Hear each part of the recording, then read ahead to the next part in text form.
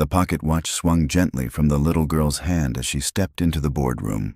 "Excuse me," the 8-year-old said, her voice small in the massive room. "My dad dropped this." 15 executives sat frozen around the conference table, staring at the child who just interrupted their quarterly meeting. At the head of the table, Elena Wright opened her mouth to call security. Then she saw the watch. Her entire body went rigid. Silver, antique, chain tarnished with age. Even from across the room, she could see the distinctive engraving on the case. Number. That wasn't possible. "Where?" Elena's voice came out strangled. She stood, her hands gripping the edge of the table. "Where did you get that?" The little girl blinked, confused. "It's my dad's." "He left it in the break room." "I'm trying to find him." Elena walked toward her, each step feeling like moving through water. The room had gone completely silent. Martin Cross, the COO sitting to her right, leaned forward in his chair. "Elena, what's wrong?" She didn't answer. She couldn't, because she was staring at something that should be at the bottom of the Atlantic Ocean. "Can I see that?" Elena's hand trembled as she reached for the watch. The girl hesitated, pulling it back slightly. "It's my dad's. I need to give it back to him." "I know, I need to see it. Please." Something in Elena's voice, the desperation, the shock, made the girl slowly extend her small hand. Elena took the watch. The metal was cold against her palm, worn smooth by decades of handling. She turned it over. The engraving was still there. W. "Time is the only currency that matters." Her father's initials. His favorite saying. The words he'd had engraved on this watch 30 years ago. Thomas Wright's watch. The watch he wore every single day. The watch he was wearing when his boat exploded 8 years ago, 40 miles off the coast of Maine. The watch that was supposed to be at the bottom of the ocean with his body. "This isn't possible," Elena whispered. "Elena." Martin's voice was sharp now. "What's going on?" She looked up at him, then back at the little girl. "Who's your father?" "What's his name?" "Jason Reed. He's the janitor." Elena had never heard that name in her life. "How long has he had this watch?" The girl shrugged. "Since I was born, I think." "He's always had it." 8 years. The girl looked about 8 years old. The same amount of time her father had been dead. Elena's mind was spinning. The police report said her father's boat exploded due to an engine malfunction. They found debris, his blood, but never his body. They declared him dead after 6 months of searching. She'd buried an empty casket. And this watch, the one item her father never removed. The one she'd specifically asked the police about. They told her it was lost in the explosion. But here it was, in a janitor's possession. A janitor who worked in her building, who'd had it for 8 years. "Get him!" Elena's voice cut through the stunned silence. "Get the janitor up here, now!" "Elena, let's not overreact," Martin started. "I said get him." Her shout made everyone jump. She looked back at the watch in her hand, at her father's engraving, at the worn silver that he'd touched every day of his life. If this watch was here, if this man had it. "How did your father get this watch?" Elena asked the girl, kneeling down to her eye level. "I don't know. He found it, I think. He never really talks about it." "Found it? Where? How?" Elena stood, still clutching the watch. Her heart was pounding. 8 years of grief, of accepting her father's death, of taking over his company and trying to honor his legacy. All of it was suddenly cracking open. Because if a janitor somehow had her father's watch, a watch that should be at the bottom of the ocean, then someone had been lying to her. And as she looked up and caught the tense expressions around the table, Martin Cross's clenched jaw, the nervous glances of the other executives, Elena Wright realized the lies went deeper than she could have imagined. Security brought Jason Reed to the boardroom 6 minutes later. He walked in wearing his janitor's uniform, his face confused and worried. His eyes immediately found his daughter. "Mia, what are you doing up here?" He looked around at the executive staring at him. "I'm sorry if she bothered anyone." She was just supposed to wait in the break room. Mr. Reed. Elena's voice was controlled, but her knuckles were white around the watch. Where did you get this? Jason looked at the watch in her hand. His expression shifted. Something protective, guarded. That's mine. I asked where you got it. Why does it matter? Martin stood from his chair. Ms. Wright, this is ridiculous. The man obviously bought it at a pawn shop or... Sit down, Martin. Elena didn't look at him. She kept her eyes locked on Jason. This watch belonged to my father. He was wearing it when he died 8 years ago. So I'll ask you one more time. Where did you get it? Jason's face paled. He glanced at his daughter, then back at Elena. I didn't steal it, if that's what you're thinking. Then explain. He was quiet for a long moment. Then he sighed. 8 years ago, I was working at a warehouse in New Hampshire, Manchester. I was on the night shift, loading trucks. It was around 2 in the morning when I heard something outside. Went to check and found a man collapsed in the alley behind the building. Elena's breath caught. He was in bad shape, Jason continued. Beaten up, blood everywhere, cuts on his face, his hands. He was barely conscious. I called 911, stayed with him until the ambulance came. He kept trying to say something, but I couldn't understand him. His face was swollen, and he seemed confused, disoriented. What happened to him? Elena's voice was barely a whisper. They took him to Manchester General. I visited him the next day because, I don't know, I felt responsible, like I needed to make sure he was okay. He was alive, but the doctors said he had severe head trauma. They ran tests, scans, everything. He couldn't remember anything. Not his name, where he was from, nothing. Total amnesia. The room was completely silent. Every executive was leaning forward now, listening. The hospital kept him for 3 weeks, Jason said. They ran his fingerprints through every database they could access. They put out missing person reports across 6 states. They had social workers try to jog his memory with photographs, common names, anything. Nobody claimed him. Nobody came looking. It was like he didn't exist. Elena felt tears burning in her eyes. What did they do with him? Eventually, they had to transfer him to a state care facility because they couldn't keep him indefinitely. Medicare wouldn't cover long-term care for someone with no identity, no insurance. He was moved to some facility in New Hampshire after about a month. Which facility? Elena's heart was pounding so hard, she could barely hear her own voice. I don't remember the exact name. It was somewhere outside Manchester. They moved him there, and I lost track of him after that. I tried to visit once, but they wouldn't tell me anything because I wasn't family. And the watch? Jason looked down. Before they transferred him, the hospital gave me his personal effects. Just the clothes he was wearing and that watch. They said if nobody claimed him after 6 months, everything would be discarded or donated. I kept the watch because it seemed important. It was engraved, clearly meant something to someone. I thought maybe someday he'd remember who he was, and I could return it to him. He looked up at Elena. I never knew who he was. I swear. Martin laughed, but it sounded forced. This is absurd. Elena, you can't possibly believe. What did he look like? Elena interrupted, still staring at Jason. The man. What did he look like? Jason thought for a moment. Tall, maybe 6'1" or 2. Gray hair, but not completely gray. Still some brown mixed in. He looked like he was in his 50s. Well built, like he worked out or stayed active. And he had a scar on his left hand, right here. He pointed to the space between his thumb and index finger. Elena's legs nearly gave out. She grabbed the back of a chair to steady herself. Her father had that exact scar. He'd gotten it when she was 12, cutting himself while fixing a boat motor at their summer house.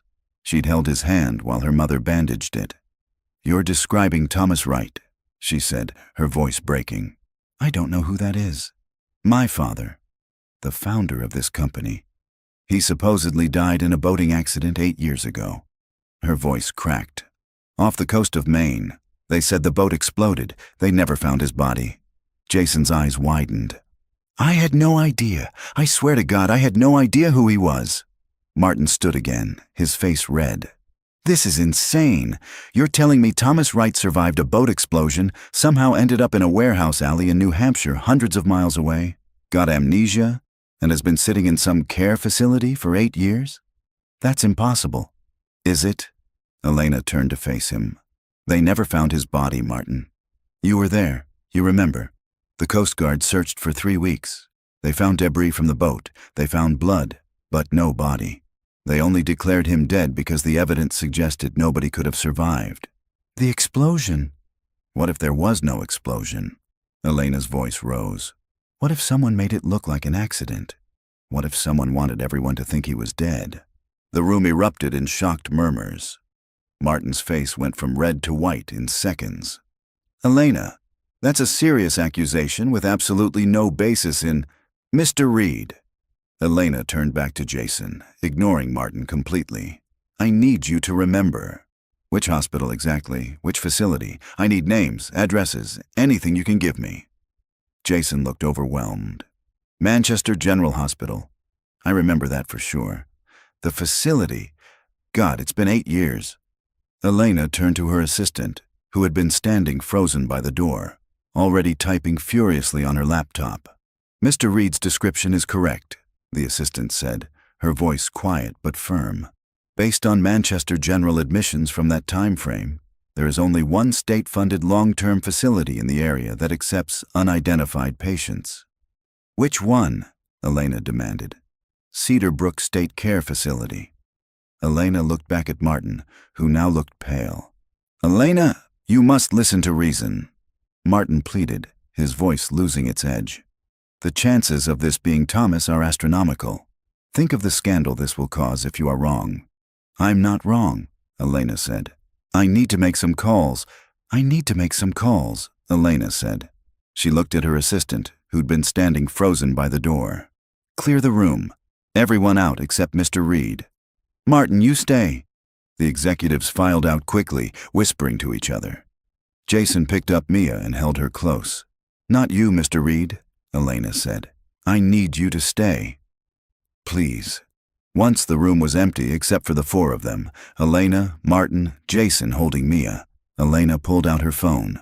Her hands were shaking as she dialed. Detective Morris? This is Elena Wright. Thomas Wright's daughter. Yes, I know it's been 8 years. I need you to reopen my father's case. Martin's jaw tightened. I have new information. Significant information. She looked directly at Martin as she spoke. I have a witness who saw my father alive after the supposed accident. I need you to check a facility called Cedar Brook State Care in New Hampshire for a John Doe admitted 8 years ago with amnesia. She listened for a moment. I understand it sounds unusual, but I'm holding my father's engraved pocket watch right now, and the man who has it just told me exactly how he found my father beaten and left for dead.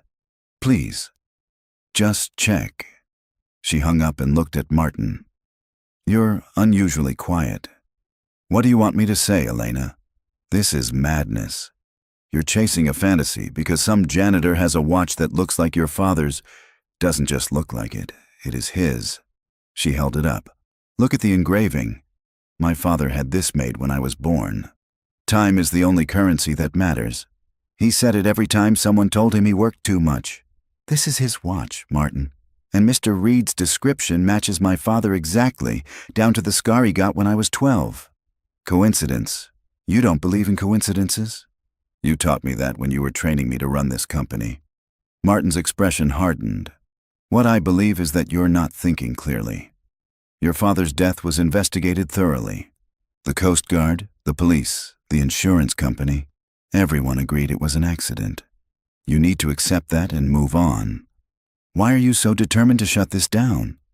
Elena stepped closer to him. Why aren't you even curious? If there's even the slightest chance my father is alive. There isn't. The finality in his voice made her stop. She studied his face, seeing him clearly for the first time in years. Martin Cross had been her father's right hand since the company started. When her father died, Martin stepped up, helped her run the company, guided her through the impossible grief. She'd trusted him completely. But right now, looking at him, she saw something she'd never noticed before. Fear. "You know something," she said quietly. "I don't. You're lying. Elena." "Get out." Her voice was cold. "Get out of this room. Get out of my building. You're suspended pending investigation. You can't suspend me. The board."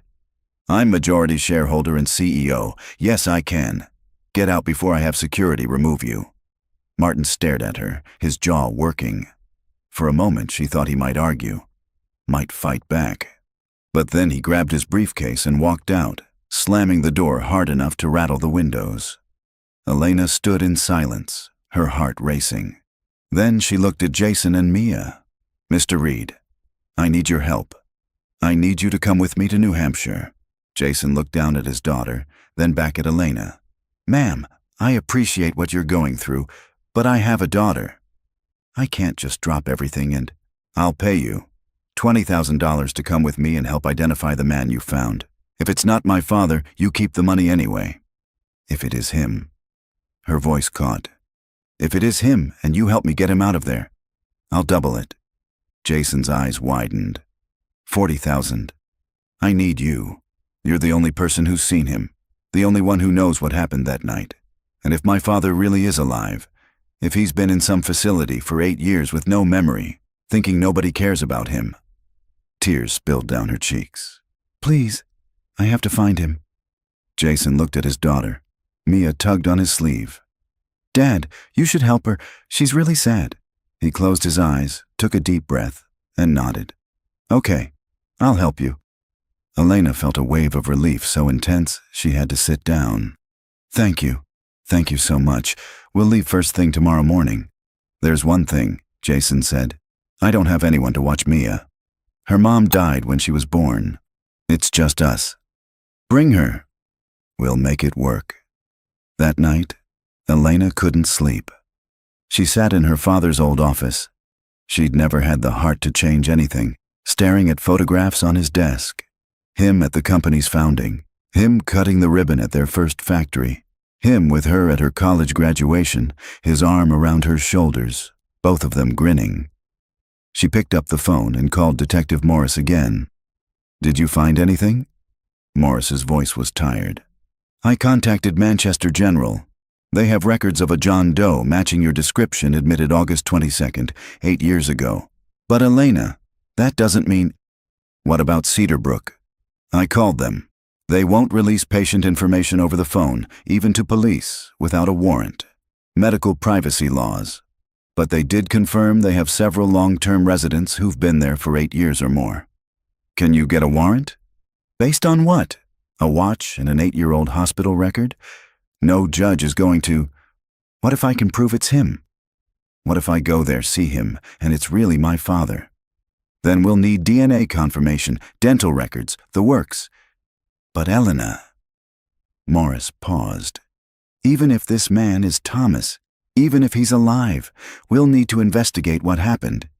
If someone really did attack him and stage his death, that's attempted murder, conspiracy." "This gets complicated fast." "I don't care about complicated. I care about finding my father." She hung up and noticed something on his desk she'd never paid attention to before. A small leather notebook, worn and faded. She picked it up and opened it. Inside were her father's notes, financial calculations, meeting reminders, random thoughts. She flipped through pages, most of them mundane. Then she reached entries from 8 years ago, right before he died. August 15th. Discrepancies in overseas accounts. Numbers don't match. Need to dig deeper. August 17th. Found it. Someone's been moving money. Large amounts. Shell companies. This goes deep. August 19th. Confronted C about the accounts. He denied everything. Says I'm seeing things, but I'm not crazy. The money is missing. August 20th. C called emergency meeting. Says we need to talk privately. Meeting him at the marina tomorrow morning early. Elena's blood ran cold. C. The marina. Her father died, supposedly died, the morning of August 21st. His boat exploded at 6 a.m. C. Who was C? She grabbed her laptop and pulled up company records from 8 years ago. The board of directors. She scanned the names. Charles Remington, board chairman. He'd been with the company since the beginning, one of the original investors. He still served on the board now. Her father was meeting Charles the morning he disappeared. Elena's hands shook as she pulled up Charles's financial records, what she could access as CEO, his salary, his stock options, his investments. Everything looked normal on the surface, but her father had found something worth killing over. She needed to talk to Charles, but not yet. Not until she knew for certain her father was alive. She spent the rest of the night going through old financial records, looking for the discrepancies her father had mentioned. The numbers were buried deep, hidden in legitimate-looking transactions. But once she knew what to look for, she saw it. Millions of dollars moving through overseas shell companies. Money that should have been in Wright Industries' accounts but wasn't. By the time dawn broke, Elena had found over $12 million in missing funds. All of it traced back through a web of companies to one name, Charles Remington. Her father had discovered Charles was embezzling, and Charles had made sure her father couldn't tell anyone. They left Boston at 7 a.m. Elena drove her own car, a black sedan. Jason sat in the passenger seat, looking uncomfortable in the expensive leather interior.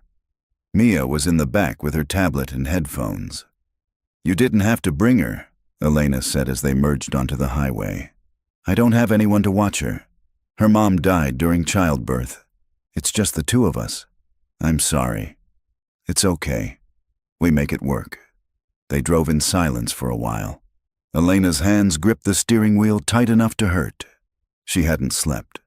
Her mind kept racing through everything she'd found, everything she'd learned. "I found something last night," she said finally. "In my father's notes. He was investigating financial fraud at the company before he disappeared. He'd found evidence someone was embezzling millions." Jason glanced at her. "You think that's why he was attacked?" "I'm sure of it. He wrote that he was meeting someone at the marina the morning his boat exploded. Someone he identified only as C." "Who's C?" "Charles Remington, our board chairman. He's been with the company since the beginning." Her voice was bitter. "He was my father's friend. They started the company together, and I think he tried to kill him." Jason was quiet for a moment. "If that's true, if you're really going after someone that powerful, you need to be careful. People like that don't let go of their secrets easily." "I know, but what choice do I have? My father is out there somewhere, alive, and he's been abandoned for 8 years. I can't just let this go." "I'm not saying you should. I'm just saying watch your back." They reached Manchester by mid-morning. The city looked different in daylight. Industrial, struggling. A manufacturing town trying to reinvent itself. Elena pulled into the parking lot of Manchester General Hospital. "Why are we stopping here?" Jason asked. "I want to see the records myself." "Talk to whoever treated him." The records department was in the basement. A woman named Patricia sat behind a desk covered in folders and coffee stains. She looked like she'd been there since the hospital opened. "Help you?" she asked without looking up. "I need information about a patient admitted 8 years ago," Elena said. "A John Doe, severe head trauma." 8 years is a long time, honey. You got a date? August 22nd, around 2 in the morning. Patricia typed slowly on her ancient computer. "John Doe? Yeah, here we go. Admitted 2:47 a.m. Multiple contusions, subdural hematoma, broken ribs, severe head trauma. No ID, no wallet, no nothing. Just the clothes on his back." "Who treated him?" "Dr. Rajesh Kumar. But he doesn't work here anymore. Moved to California about 5 years ago." "What about nurses? Anyone who might remember?" Patricia scrolled through the file. "Nurse Lisa Chen was on duty that night. She still works here. Night shift in the ER. Can I talk to her? She won't be in until 7 tonight." Elena looked at her watch. It was only 11 a.m. "We'll come back." Ma'am, if you don't mind me asking, why are you looking into a case from 8 years ago? Elena pulled out her phone and showed Patricia a photo of her father. Because I think this John Doe is my father. He disappeared 8 years ago. Everyone said he was dead, but I think he survived and nobody knew who he was. Patricia stared at the photo, then back at her computer. Jesus, you really think that's him? I'm about to find out. Cedar Brook State Care Facility sat 20 minutes outside Manchester, surrounded by pine trees and chain-link fence. The building was institutional, gray brick, barred windows, the kind of place that looked more like a prison than a care facility. Elena's heart pounded as she parked in the visitor lot. You okay? Jason asked. No, but I'm going in anyway. They left Mia in the car with snacks and her tablet, promising to be back in 20 minutes. The lobby smelled like disinfectant and overcooked vegetables. A receptionist sat behind thick glass, barely glancing at them. Visiting hours end at 4, she said flatly. I'm looking for a patient, Elena said. A John Doe admitted 8 years ago from Manchester General. You family? I think I am. I think he's my father. The receptionist finally looked up. You think? He was admitted with amnesia. No ID. I've been searching for him for 8 years. The receptionist picked up a phone and spoke quietly. Then she hung up and pointed down the hall. Administrator's office, third door on the left. The administrator was a thin man in his 60s named Dr. Philip Warren. He had kind eyes but a tired face, like he'd seen too much sadness in this place. Ms. Wright, he said after Elena introduced herself. This is highly unusual. We have strict protocols for patient privacy, even for John Does. I understand. But if this man is Thomas Wright, if he's my father, he has a family. He has a daughter who's been grieving him for 8 years. He has a company, a life, people who love him. He deserves to know who he is. Dr. Warren studied her for a long moment. Let me pull the file. He left the room and came back 5 minutes later with a thin folder. He sat down and opened it. We do have a long-term resident matching the description. Transferred here in September, 8 years ago from Manchester General. Severe retrograde amnesia with no recovery of memory to date. Physically healthy but psychologically fragile. He's been cooperative, quiet, keeps to himself mostly. Can I see him? You understand he won't recognize you. If it is your father, he won't know who you are. I understand. And I can't just release him to you without proper documentation. DNA tests, legal paperwork, court orders. Even if you confirm it's him, the process could take weeks. I just need to see him first. Please. Dr. Warren closed the folder. This way. They walked through corridors that smelled like cleaning solution and depression. Patients wandered past in hospital gowns, some muttering to themselves, others staring at nothing. Elena's heart broke with every step.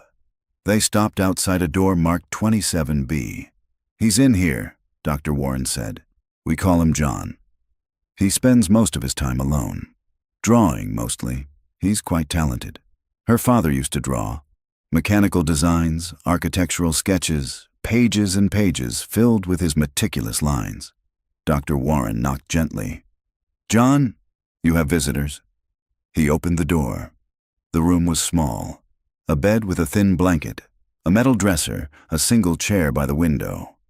A man sat in the chair with his back to them, hunched over a sketch pad. John? Dr. Warren said again. Someone's here to see you. The man turned around slowly. Elena's world stopped.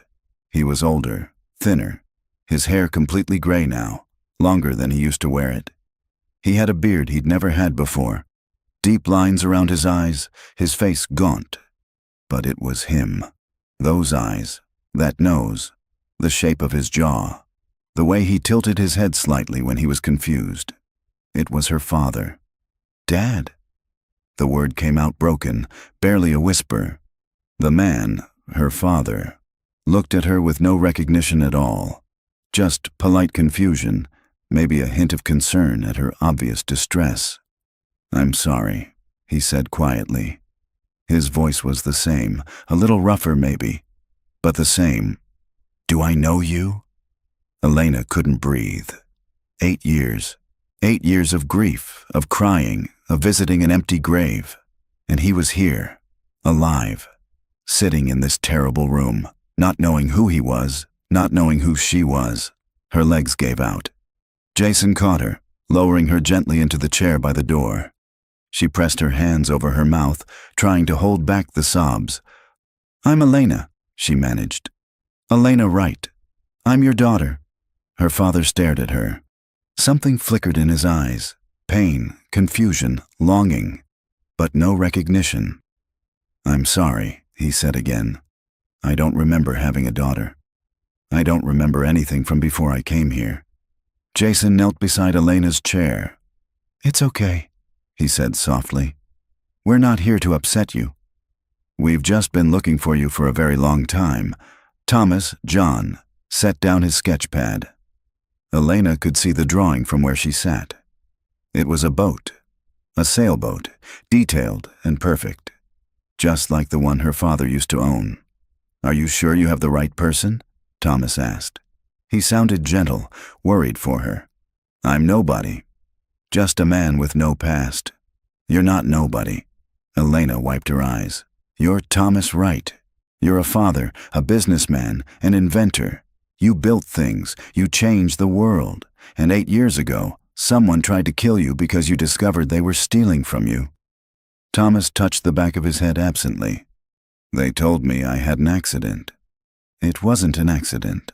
He looked down at his hands, at the scar between his thumb and index finger. He traced it with his other hand, the gesture so familiar it made Elena's heart ache. "I have dreams sometimes," he said quietly, "about a little girl, brown hair, brown eyes. She's laughing. We're at a beach, flying a kite. The sky is blue and everything feels warm and safe." He looked up at Elena. "Is that real? Or just something my broken brain invented?" "It's real." Elena's voice cracked. "That was me. I was 7. You took me to Cape Cod. It was my first time flying a kite, and you taught me how. I was so happy." Thomas's eyes filled with tears. "I thought it was just a dream." "It wasn't. None of it was. And I'm going to help you remember." Dr. Warren cleared his throat. "Ms. Wright, perhaps we should step outside and discuss next steps. This is overwhelming for everyone." Elena didn't want to leave. She wanted to stay, to hold her father's hand, to tell him everything she'd been through. But she forced herself to stand. "I'll be right back," she told Thomas. "I'm not leaving. I promise." In the hallway, Dr. Warren spoke in a low voice. "If you truly believe this man is Thomas Wright, you'll need to prove it legally. DNA tests, dental records, documentation. The process could take weeks, possibly months. I don't have weeks. Someone tried to kill him 8 years ago. If they find out he's alive, they'll try again." "Ms. Wright, that's a serious allegation." "It's the truth." She pulled out her phone and showed him the photographs of her father's notebook. "This is from 8 years ago. My father discovered embezzlement at his company. He was meeting someone the morning his boat exploded. That someone had him attacked, staged his death, and paid to keep him here." Dr. Warren's face went pale. "You're saying someone has been paying for his care here? For 8 years? How else would an unidentified patient stay in a private facility? Check your records. Someone's been paying his bills." Dr. Warren hurried back to his office. Elena and Jason followed. He pulled up files on his computer, scrolling through financial records.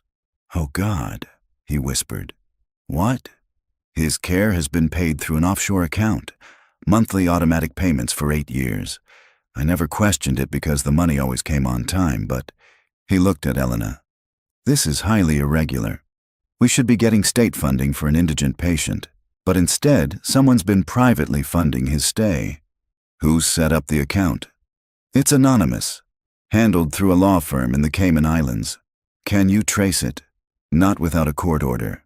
Elena pulled out her phone. "I know someone who can." She called Detective Morris and explained everything. He listened in silence, then said, "Elena, this is bigger than we thought.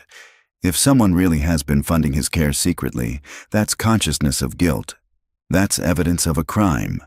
Can you get a warrant to trace the account?"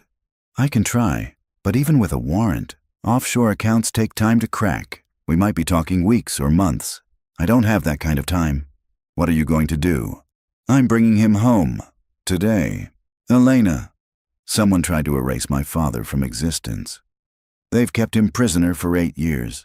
I'm not leaving him here one more day. She hung up and looked at Dr. Warren.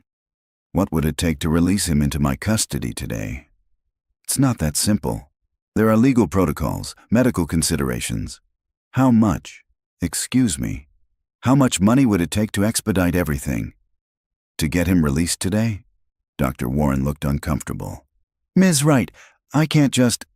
$50,000. A donation to this facility. Plus, I'll have my lawyers handle all the paperwork, liability waivers, everything. I'll take full responsibility for his care, but I need him out of here today. Dr. Warren stared at her. You're serious? Completely. He was quiet for a long moment. Then he picked up his phone and made a call. 2 hours later, Elena's lawyers had faxed over power of attorney documents, medical releases, liability waivers, and a cashier's check for $50,000. Dr. Warren expedited the discharge paperwork, calling in favors and cutting through bureaucratic red tape.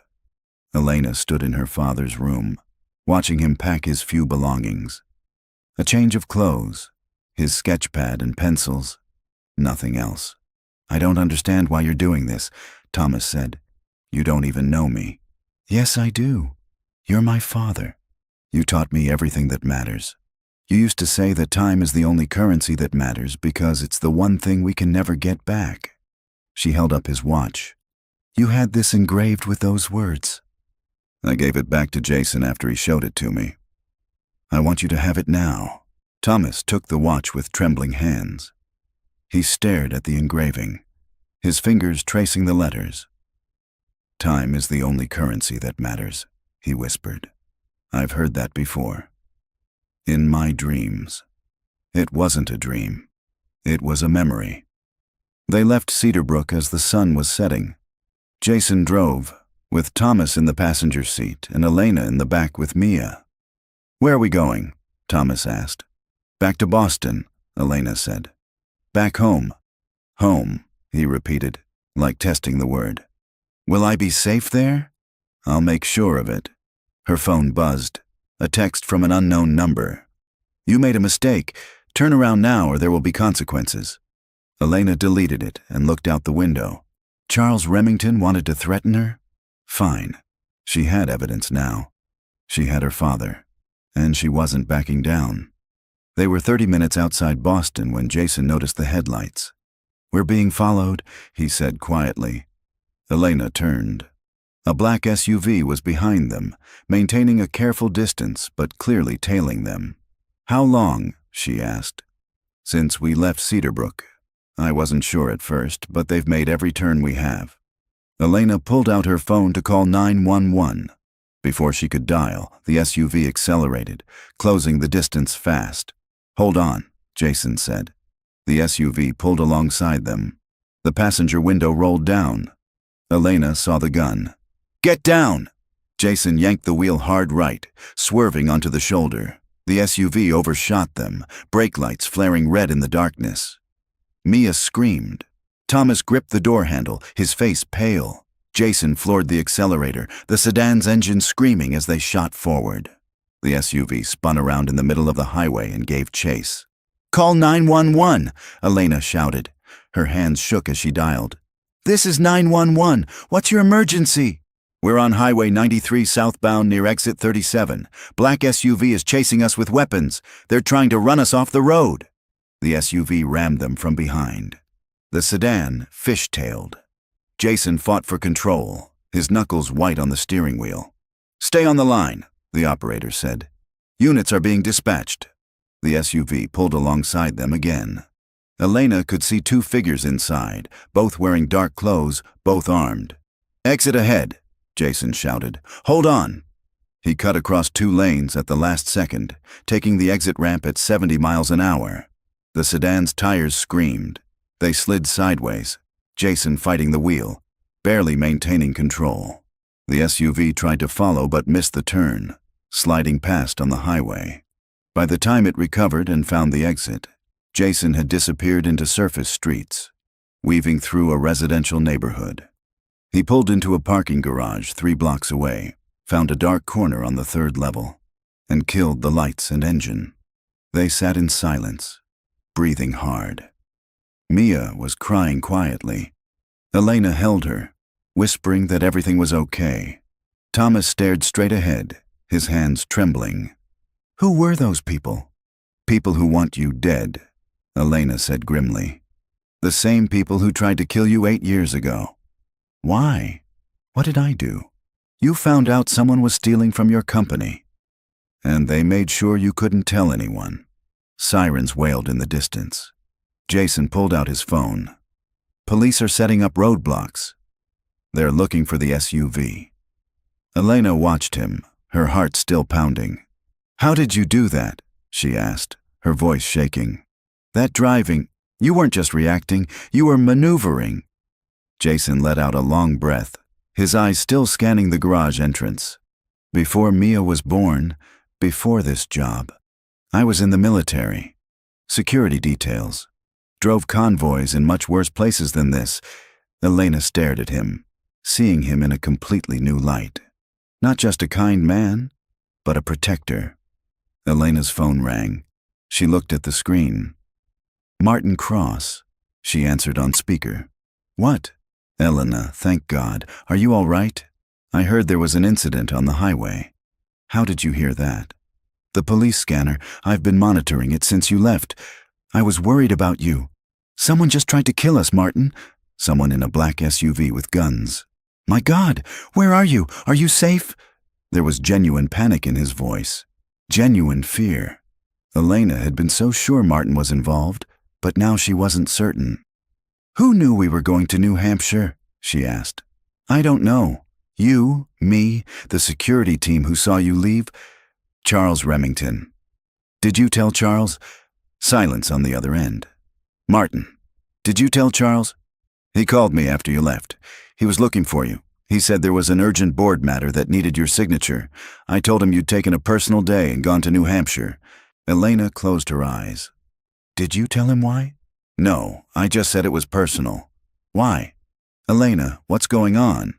"Charles Remington is behind everything. He was embezzling from the company.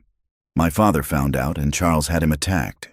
He staged the boat explosion, paid to keep my father in a care facility with amnesia, and now he's trying to finish what he started 8 years ago." "That's insane. Charles has been with the company since the beginning. He's a friend." "He's a murderer, and he just tried to kill all of us." She hung up and looked at Jason. "We need somewhere safe. Somewhere Charles doesn't know about." "The Cape Cod house," Thomas said suddenly. Everyone turned to look at him. "I remember it," he said, his voice distant. "A gray house with white shutters. A deck overlooking the ocean. I built it. I built it myself. Years ago." Elena felt tears in her eyes. "You remember the beach house?" "I remember working on it. The smell of sawdust. The sound of waves. I don't remember why it was important, but I know it's safe. I know we'd be safe there." "That's where we're going," Elena said. "Jason, can you drive?" "Yes." They stayed in the parking garage for another 20 minutes, making sure the SUV hadn't found them. Then Jason carefully navigated out through side streets, avoiding major highways until they were clear of the city. The drive to Cape Cod took 2 hours. Elena spent the time on her phone, coordinating with Detective Morris, her lawyers, and her head of security. She wanted security teams at the beach house immediately. She wanted every piece of evidence about Charles Remington compiled and ready to present to the police. And she wanted answers. "Detective Morris," she said on one call, "have you traced the offshore account yet?" "Working on it, but Elena, I need you to know, Charles Remington is a very powerful man. He has connections, lawyers, resources. Even with evidence, going after him won't be easy. I don't care about easy. I care about justice." When they finally reached the beach house, it was past midnight. The house looked exactly as Elena remembered: weathered gray shingles, white shutters that needed painting, a deck that wrapped around the front facing the ocean. Thomas stood in the driveway, staring at the house. In the moonlight, Elena could see tears on his face. "I built this," he whispered. "I remember. I designed it. Every room, every window. This was—" He closed his eyes. "This was going to be our family's place. Somewhere safe. Somewhere peaceful." "It still is," Elena said, taking his hand. They went inside. The house was dusty from 8 years of minimal use, but it still felt like home. Elena had kept it after her father died, unable to let it go.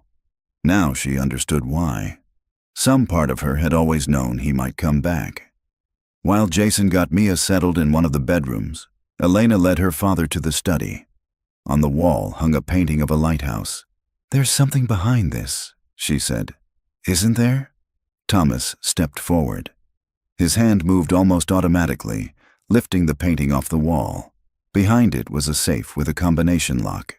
"Do you remember the combination?" Thomas's fingers moved to the dial. They hesitated for a moment, then spun. 7, 23, 95. The safe clicked open.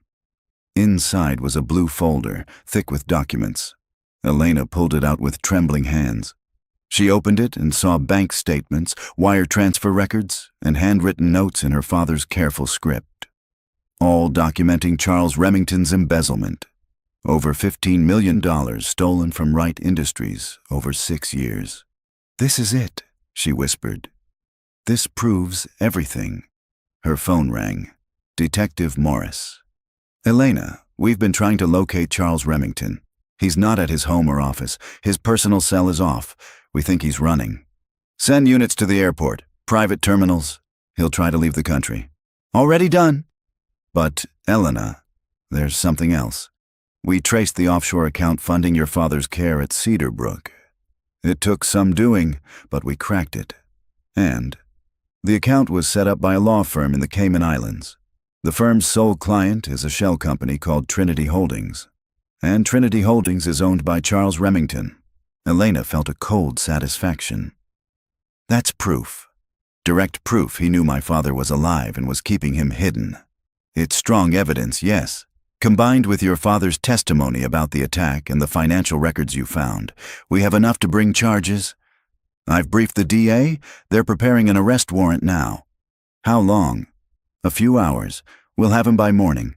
Elena hung up and looked at her father. He was staring at the documents, his face pale. "I remember now," he said quietly.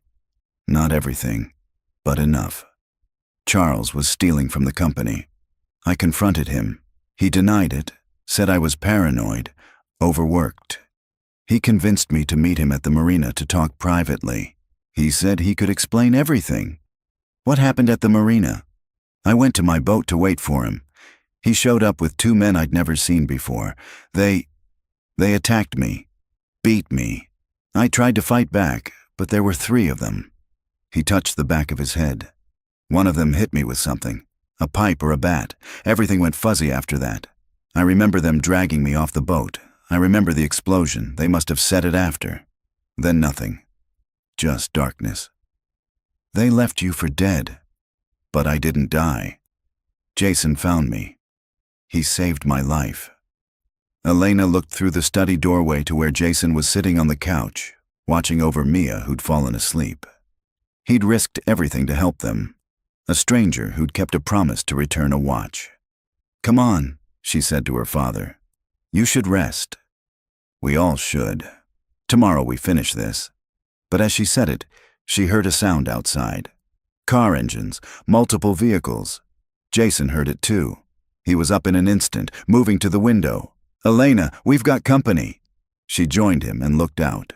3 black SUVs surrounded the house, their headlights cutting through the darkness. Men in suits climbed out, and in the center stood Charles Remington. He walked calmly up to the front door and knocked. Elena's hand went to her phone, but Charles called out, "I wouldn't call the police just yet, Elena. I think we should talk first. I have nothing to say to you. I think you do. You have something that belongs to me. A blue folder. And I have information about what really happened 8 years ago. Information you'll want to hear." Elena looked at her father, then at Jason. They were outnumbered and trapped. But if she could keep Charles talking, the police might have time to get here. She opened the door, keeping the chain lock engaged. "You have 2 minutes." Charles smiled, but there was no warmth in it. "May I come in? It's cold out here." "Talk from there." "Very well." He looked past her into the house. "Hello, Thomas." "It's been a long time." Thomas stepped forward, his face hard. "You tried to kill me. I did what I had to do. You were going to destroy everything we built, everything I built. By stealing $15 million? By taking what I was owed." Charles's composure cracked. "I put 30 years into that company, 30 years while Thomas Wright got all the credit, all the glory. I was just the money man, the boring board chairman. Nobody wrote articles about me. Nobody put my face on magazine covers." "So you stole from him," Elena said. "And when he found out, you had him murdered." "I didn't want him dead. I just wanted him quiet, out of the way. The boat explosion was supposed to kill him quickly, but the idiot contractors I hired botched it. They beat him instead of making it clean. Then they panicked and staged the explosion anyway. And when you found out he survived?" Charles's smile returned. "I made sure he stayed hidden. Paid for the best care money could buy. He was comfortable, safe, out of the way. I thought it was a win-win. He got to live, I got to run the company. You kept him prisoner for 8 years. I kept a secret. There's a difference." Elena felt rage boiling inside her. "You destroyed his life. You made his daughter think he was dead. You stole his company. I saved his company. Under my guidance, Wright Industries tripled in value. I made you a billionaire, Elena. You should be thanking me. The police are on their way. They have the evidence. They know about the offshore accounts, the payments to Cedarbrook, everything." Charles's expression darkened. "Which is why we need to make a deal." "No deals. You don't want to hear my offer? There's nothing you could possibly. I'll give you $50 million right now. Transfer it to any account you want. In exchange, you destroy that folder and tell the police this was all a misunderstanding. Your father had a breakdown, wandered off, ended up in a care facility. The embezzlement was a simple accounting error that I'll pay back in full. Everyone wins." Elena stared at him in disbelief. "You think I'd take your blood money?" "I think you're smart enough to realize that fighting me will destroy your company. The scandal alone will crash the stock. Shareholders will sue. Employees will lose their jobs. Everything your father built will collapse." He leaned closer. "Or you take my money, keep quiet, and everyone lives happily ever after. Accept the truth. The truth is overrated.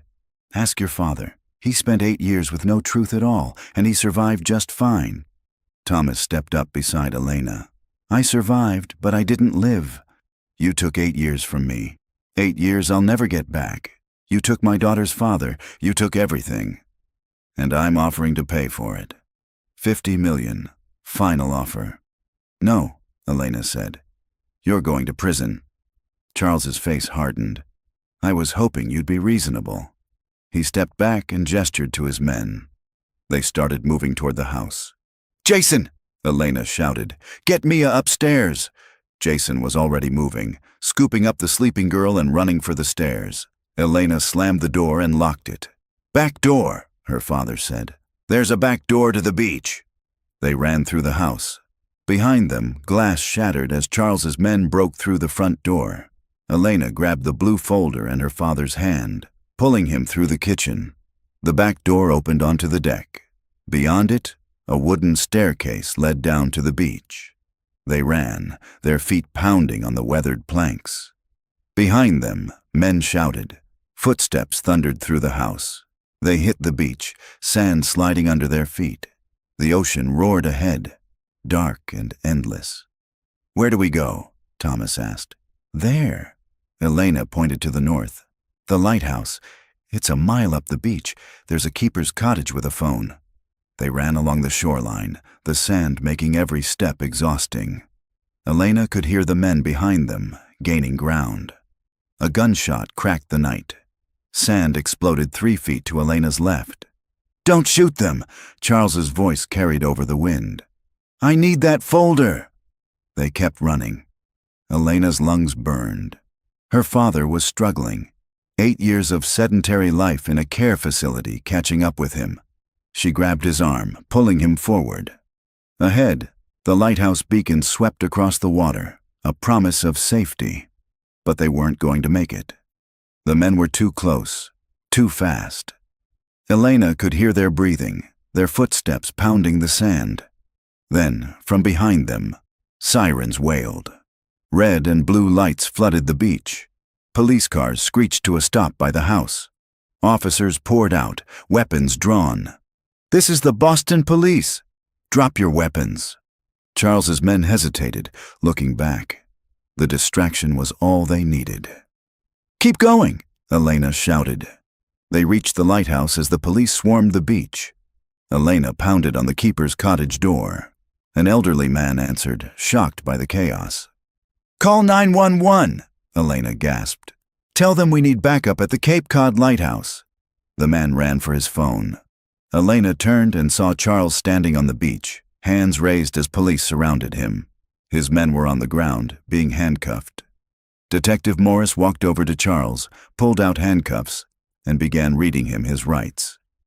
Charles Remington, you're under arrest for attempted murder, embezzlement, fraud, and kidnapping. Charles's face was a mask of rage. He looked at Elena standing by the lighthouse, the blue folder still clutched in her hand. You just destroyed Wright Industries, he shouted. Everything your father built. No, Elena called back. I saved it. 2 hours later, they were sitting in the keeper's cottage, wrapped in blankets. Mia was asleep on a couch, Jason beside her. Thomas sat by the window, watching the ocean. Detective Morris sat across from Elena, reviewing the contents of the blue folder. This is solid evidence, he said. Combined with your father's testimony and the financial trail we've uncovered, Charles is looking at 25 to 30 years minimum. Good, Elena said. There's one thing I don't understand, Morris said. How did Charles know you'd come here? To the beach house? Elena thought about it. Then her eyes widened. Martin, I told him yesterday that we might come here. He must have told Charles. We'll need to question Martin as well. If he was knowingly assisting. He wasn't. Martin's not involved. He's just guilty of trusting the wrong person. She looked at Detective Morris. Charles was my father's friend. Martin's friend. We all trusted him. We never suspected. That's how people like Charles operate. They hide in plain sight. Elena looked over at her father. He was still staring at the ocean, his expression distant. Dad? She said softly. Are you okay? He turned to her, and for the first time since they'd found him, he smiled. Really smiled. I was just thinking about that kite. At Cape Cod. You were 7. You couldn't get it off the ground, and you were so frustrated. I told you that flying takes patience, that you can't force it. You have to wait for the wind. I remember. I thought you were just trying to make me feel better. I was. But it was also true. He looked at the blue folder in Detective Morris's hands. I waited 8 years for the wind to change, for someone to find me. I never gave up hope that someone would remember me. Elena moved to sit beside him. I never forgot you. Not for one day. He took her hand. I'm starting to remember more. Small things. Your mother's laugh. The way you used to fall asleep reading in your room. The first time we launched a boat I'd built. He squeezed her hand. It's coming back. Slowly. But it's coming back. Jason stood and walked over to them. Mr. Wright, I'm glad you're okay. And I'm sorry I couldn't do more 8 years ago. You saved my life, Thomas said. You called for help. You kept my watch, and you helped my daughter find me. I'd say that's more than enough. Elena looked at Jason and felt something shift in her chest. Over the past 2 days, he'd been there for every terrifying moment. He'd risked his life and his daughter's safety to help her. He'd never hesitated, never backed down. Thank you, she said, for everything. You're welcome. Their eyes met and held for a moment too long to be casual. Mia stirred on the couch and sat up, rubbing her eyes. Dad, what's happening? It's over, sweetheart. Everything's okay now. Can we go home? Soon. Detective Morris stood. I need to get back to Boston. We have a lot of processing to do. But Elena, you and your father will need to come to the station tomorrow to give formal statements. We'll be there. After Morris left, they sat in comfortable silence, watching the lighthouse beam sweep across the water. The danger was over. Charles was in custody. The truth was out. But Elena knew the real work was just beginning. The next morning they drove back to Boston. The news had already broken. Charles Remington arrested. Thomas Wright found alive after 8 years. The media was in a frenzy. Elena's phone wouldn't stop ringing. Board members, investors, reporters, all demanding answers. She turned it off and focused on what mattered. Her father was alive. That was all that mattered. At Wright Industries headquarters, Elena called an emergency board meeting. With Charles gone, they needed to elect a new chairman and address the embezzlement scandal. She stood at the head of the conference table, her father beside her. The board members stared in shock. Thomas Wright, presumed dead for 8 years, standing before them like a ghost. I know you have questions, Elena said, and I'll answer all of them. But first, I need you to know that Wright Industries will survive this. We will rebuild. We will be stronger than ever. Because that's what my father taught me. That's what he built this company on. Resilience, truth, and doing what's right, no matter the cost. Over the next few weeks, Elena worked tirelessly. She brought in forensic accountants to trace every dollar Charles had stolen. She implemented new oversight systems to prevent future fraud. She fired everyone who'd been complicit in the cover-up. And slowly, Wright Industries began to heal. Thomas went through extensive therapy, working with specialists to help recover his memories. More came back every day. Faces, names, events. Not everything, but enough. Enough to reclaim his life. Jason continued working at Wright Industries, but not as a janitor. Elena had been serious about her offer. After learning of his military security background and witnessing his capability firsthand during the chase, she offered him the position of head of security. He had proven himself loyal, brave, and exceptionally trustworthy. And as the weeks turned into months, something else developed between them. It started with coffee meetings to discuss security protocols, then dinners to review budget proposals, then walks through the city, talking about everything except work. One evening, 6 months after finding her father, Elena stood on the rooftop of Wright Industries with Jason, watching the sunset paint Boston in shades of orange and gold. "How's your dad doing?" Jason asked. "Better. He remembered my birthday yesterday. Made me pancakes, just like he used to. They were terrible, but I didn't care." Jason laughed. "And Mia adores him. She calls him Grandpa Thomas now. I heard. It's perfect." They stood in comfortable silence for a moment. "Elena," Jason said, "I need to tell you something." "What?" That day Mia walked into the boardroom with the watch. I had no idea it would lead to all this. I thought I'd lose my job, maybe get arrested for theft. I never imagined that you'd end up here, that I'd end up anywhere near someone like you. She looked at him. "What do you mean, someone like me?" "A CEO, a billionaire, someone brilliant and driven and completely out of my league." Elena smiled. "Jason, you saved my father's life twice. You risked everything to help me find the truth.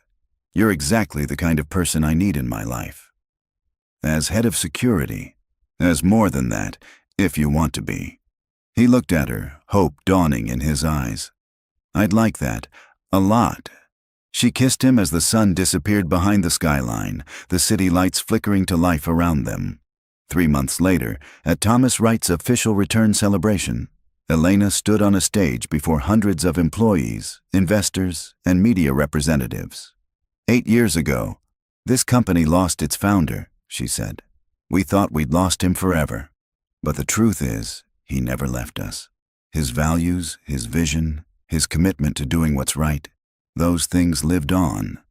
And now he's back to see everything we've built in his name. Thomas stepped onto the stage to thunderous applause. He was healthier now, stronger, more like the man he used to be. The beard was gone, his hair neatly trimmed. He wore a suit and the silver pocket watch on a chain in his vest pocket. "I don't remember everything," Thomas told the crowd. "Some of those 8 years are gone forever. But I remember what matters. I remember why I built this company. To create something meaningful. To help people. To make the world a little bit better." He looked at Elena. "My daughter kept that dream alive. She fought for the truth when it would have been easier to accept lies. She saved my life. And now, together, we're going to take Wright Industries into a future I'm proud of." The crowd erupted in applause. Later, at the reception, Elena found Jason standing on the balcony with Mia, who was eating cake and telling Thomas about her school play. "There you are," Elena said, slipping her arm through Jason's. "Your speech was perfect," he said. "I meant every word." They watched as Thomas knelt down to listen to Maya, his face patient and kind. He'd fully embraced his role as her adoptive grandfather, attending her school events and teaching her how to draw. "I can't believe it's only been 9 months since Mia walked into that boardroom," Jason said. 9 months since everything changed. Do you ever think about what would have happened if she hadn't found the watch? If I hadn't kept it all those years? I try not to. It's too terrifying to imagine." He pulled her closer. "I'm glad I kept it. I'm glad I helped that man in the alley 8 years ago, even though I had no idea who he was. Sometimes one small act of kindness can change everything." Elena looked at her father laughing with Mia, at the thriving company around them, at the man beside her who'd risked everything to help her find the truth. "You're right," she said. "Sometimes one small act changes everything, because that's what this story was really about. Not just corporate fraud or attempted murder or long-lost fathers. It was about the choices we make when no one's watching. About keeping promises, even when they seem pointless. About fighting for truth, even when lies are easier. It was about a janitor who helped a stranger in an alley and kept a watch for 8 years. About a little girl who walked into a boardroom to return what her father had dropped. About a daughter who refused to believe her father was gone. And about second chances. For everyone. Thomas Wright had lost 8 years of his life, but he'd gained something too. The knowledge that his daughter loved him enough to tear down an empire to find him. The joy of watching her fall in love with a good man. The pleasure of being a grandfather to a little girl who called him family. Time is the only currency that matters. He'd lost time, but he'd also been given it back in ways he never expected. And standing on that balcony, watching his daughter smile, Thomas Wright decided that maybe, just maybe, it had all been worth it. Not the pain, not the loss, not the 8 years in that terrible room, but the love that brought him home. That was worth everything. And just like that, another story is over. I always wonder where you all are and what you're doing when you listen to these. If you feel like sharing, drop a comment and let me know. Are you on a long drive, working on something, or just winding down for the night? It's nice to picture the story finding a home with you, wherever you are. If you'd like more stories like this one to keep you company on your journey, you know what to do. Hitting subscribe and that little bell means you'll always have another one waiting for you when you need it. A simple like helps others find a companion in these tales too. Thanks for letting me share this space and time with you. It really is a privilege. Until the next one, stay safe out there.